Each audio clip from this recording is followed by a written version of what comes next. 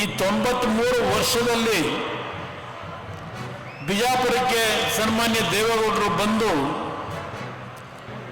ಹಳೆಯ ಹಲವಾರು ಈ ಭಾಗದ ಅಭಿವೃದ್ಧಿಗೋಸ್ಕರವಾಗಿ, ನೀರಾವರಿ ಯೋಜನೆಗಳಿಗೋಸ್ಕರವಾಗಿ ಯಾವ ಶ್ರಮವನ್ನು ಪಟ್ಟಿದ್ರು ಅಂತಕ್ಕಂಥದ್ದನ್ನು ಇವತ್ತೇನು ಹೇಳಲಿಕ್ಕೆ ಬಂದಿದ್ದಾರೆ. ಬಹಳ ಜನ ಹಿರಿಯರಿದ್ದೀರಿ. ಇವತ್ತಿನ ನಮ್ಮ ಯುವಕರಿಗೆ ಅವರ ನೀರಾವರಿ ವಿಷಯದಲ್ಲಿ ಕೈಗೊಂಡಂತಹ ಯೋಜನೆಗಳ ಬಗ್ಗೆ ಬಹಳ ಜನಕ್ಕೆ ಗೊತ್ತಿಲ್ಲ. ಒಂದು ಬಾರಿ 1983-84 ಇಸ್ವಿನಲ್ಲಿ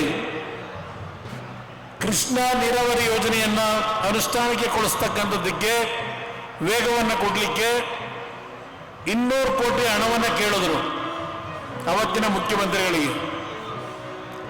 ಅವತ್ತಿನ ಮುಖ್ಯಮಂತ್ರಿಗಳು ಮತ್ತು ಅವರ ಅಧಿಕಾರಿ ಹಣವನ್ನು ನಾವು ಮರದಲ್ಲಿ ಬೆಳೆಯಲಿಕ್ಕೆ ಸಾಧ್ಯ ಇಲ್ಲ, ಎಲ್ಲಿಂದ ಹಣ ಕೊಡ್ಲಿಕ್ಕೆ ಸಾಧ್ಯ ಅಂತಕ್ಕಂಥ ಮಾತು ಹೇಳಿದ್ರು. ಆ ಹಿನ್ನೆಲೆಯಲ್ಲಿ ಅವತ್ತು ಆ ಸಂದರ್ಭದಲ್ಲಿ ರಾಜೀನಾಮೆ ಕೊಟ್ಟಂತ ಒಂದು ಪ್ರಕರಣ ವಿಜಯಪುರದ ಜನತೆಗೆ ನಾನು ನೆನಪಿಸ್ಕೊಡ್ಲಿಕ್ಕೆ ಬಯಸ್ತೀನಿ.